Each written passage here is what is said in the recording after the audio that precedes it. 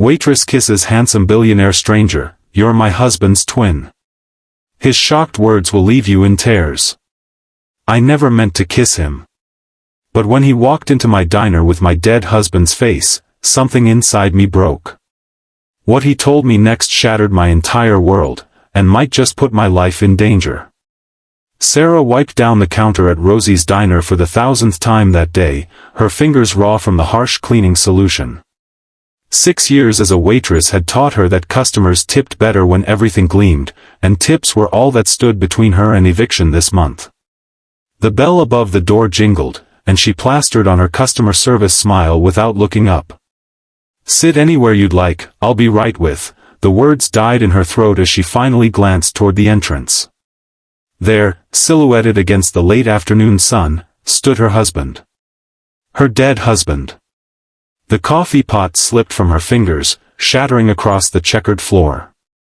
The few patrons in the diner turned to stare, but Sarah couldn't tear her eyes away from the ghost standing in front of her. Ma'am? Are you okay? His voice wasn't quite right, a touch deeper, with a hint of an accent she couldn't place, but his face. God, his face was identical to the one she'd kissed goodbye 3 years ago, the morning before the accident. Sarah's legs moved of their own accord, carrying her across the diner. Without thinking, she reached up, cupped his startled face in her hands, and kissed him. His lips were warm, real, nothing like the cold ones she'd pressed her final goodbye to at the funeral home. When she pulled back, his eyes, those same hazel eyes she'd fallen in love with, were wide with shock.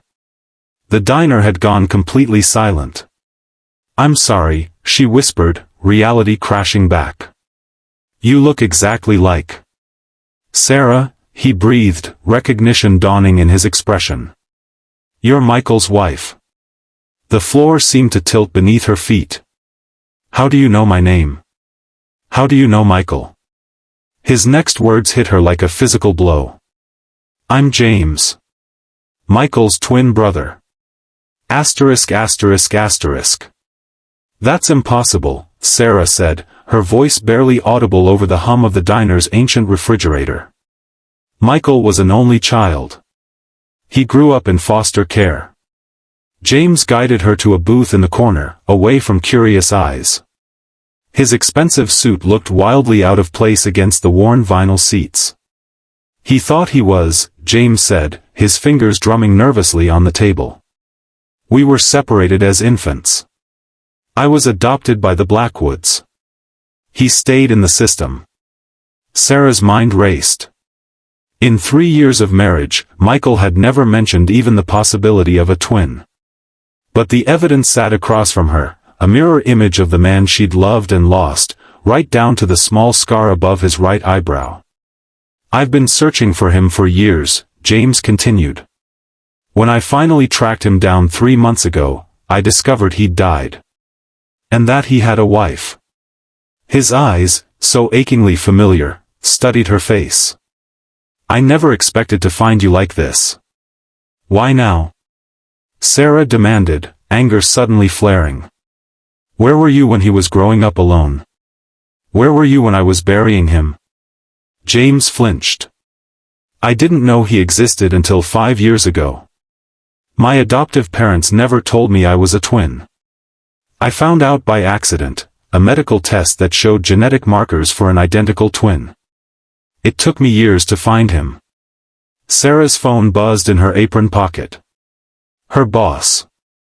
She ignored it. I need to know everything about him, James said, leaning forward.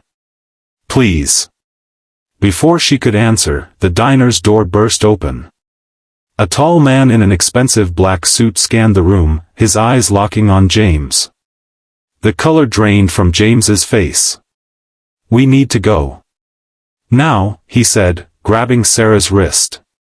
What? I'm working. Your life is in danger. Both our lives. His eyes darted to the man now striding toward their table.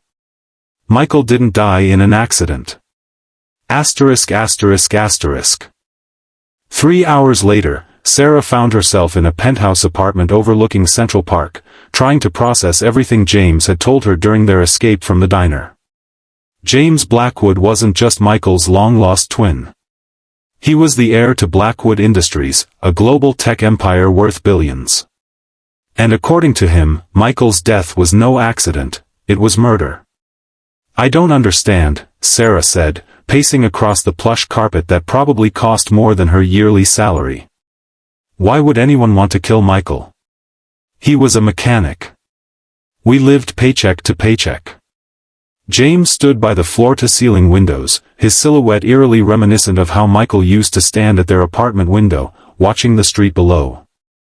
"Because of what he knew," James said quietly. "Or what someone thought he knew." "Which was what, exactly?" Sarah demanded. James turned to face her. "The truth about our parents. About why we were separated." He crossed to a sleek desk and retrieved a manila folder.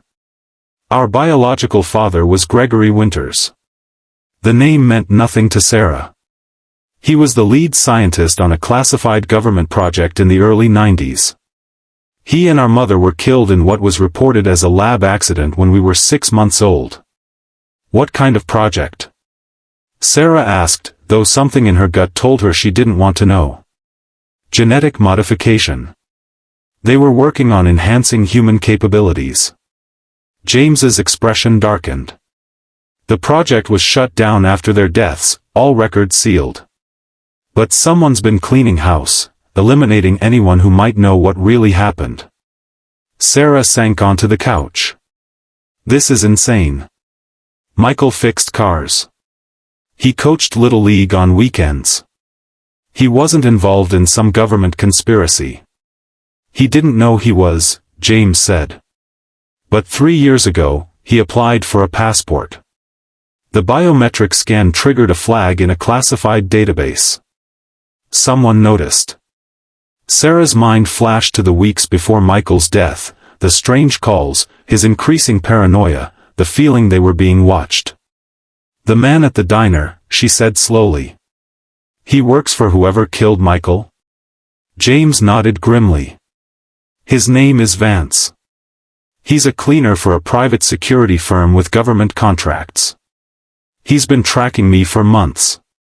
And now he's seen me with you," Sarah whispered, the full weight of the situation crashing down on her. "What do we do?" James knelt before her, taking her hands in his. The gesture was so like Michael that tears sprang to her eyes.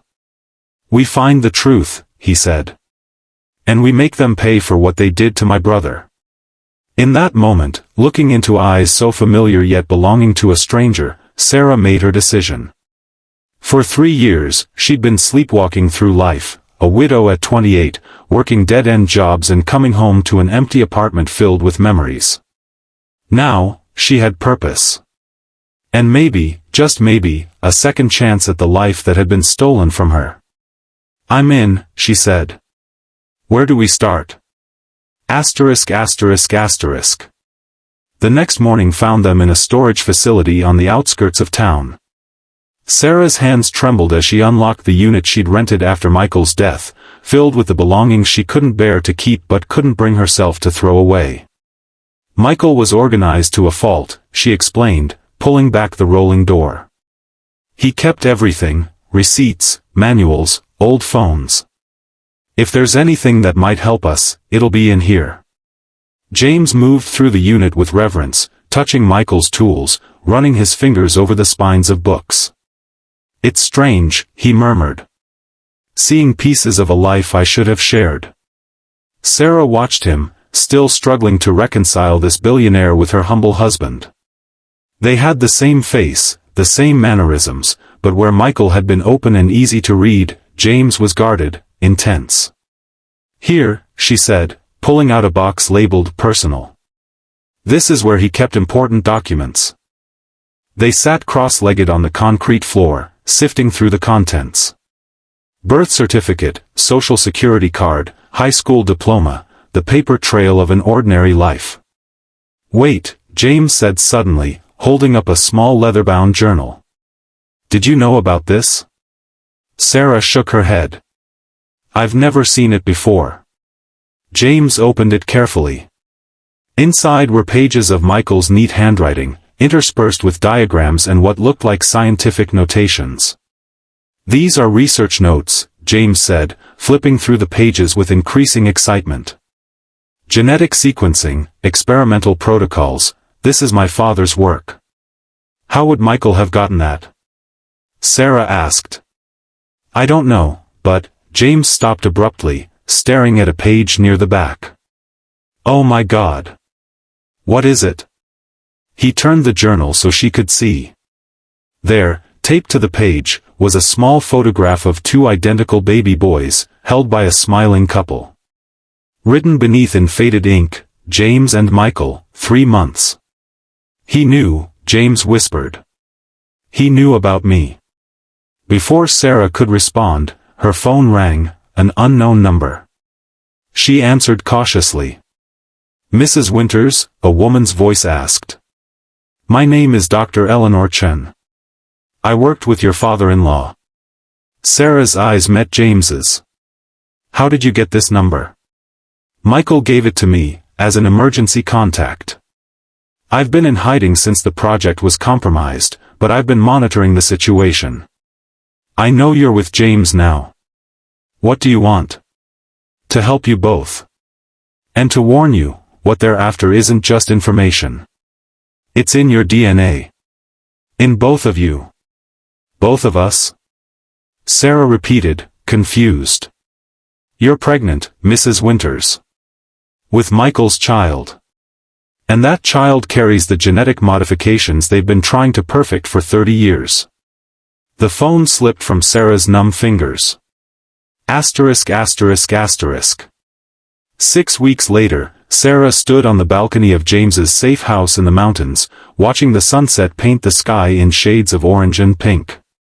Her hand rested on her still flat stomach, protecting the secret growing inside her, Michael's child. Their child. The door slid open behind her, and James joined her at the railing. These weeks on the run had changed him, his designer suits replaced with jeans and flannel, his clean-shaven face now sporting a beard that made him look less like Michael's double. "Dr. Chen just called," he said. "She's decoded the final section of my father's research. The genetic modifications were designed to enhance cognitive function and cellular regeneration. If she's right, this baby could have abilities beyond anything we've seen before. And that's why they want to take it from me," Sarah said quietly. It wasn't a question. James turned to her, his expression fierce. "I won't let that happen. I couldn't protect my brother, but I swear to you, I will protect you and his child with my life." Sarah studied his face, so familiar yet increasingly distinct in her mind. Where once she'd seen only Michael's ghost, she now saw James, complicated, determined, and becoming something more to her than just her husband's twin. "We can't run forever," she said. "No," he agreed. "Which is why I've made a decision." He handed her a tablet displaying what looked like a press release. "Tomorrow morning, I'm going public with everything, the project, the cover-up, Michael's murder. I'm using the full weight of Blackwood Industries to blow this wide open. They'll come after you with everything they have. Let them try." His hand covered hers on the railing. "My whole life, I felt like something was missing. Now I know what it was, family. Michael may be gone, but his child, you're my family now. And I protect what's mine." The fierce protectiveness in his voice sent a shiver through Sarah. In that moment, she saw not Michael's shadow, but a man standing in his own light, a man she was beginning to care for in a way that both terrified and exhilarated her. "Whatever happens tomorrow," she said, turning her hand to lace her fingers with his, "we face it together." As the last light faded from the sky, James leaned down and pressed his lips to hers, not a kiss born of mistaken identity or shared grief, but something new. Something hopeful. In the darkness of her closed eyes, Sarah felt Michael's presence, not as a ghost haunting her, but as a blessing. A gift that had led her here, to this moment, to this second chance. Tomorrow would bring danger, exposure, the fight of their lives. But tonight, in this moment between sunset and starlight, there was only this, the promise of a future she'd thought forever lost. For Michael, James whispered against her lips. For our family, Sarah answered. And somewhere in the gathering night, she could have sworn she heard Michael's voice, carried on the mountain wind, "Live, my love. Live." If this story touched your heart, please hit that like button and subscribe to our channel for more emotional journeys that remind us all that even after our darkest moments, light can find its way back in. We'd love to know, what country are you watching from? Share in the comments below.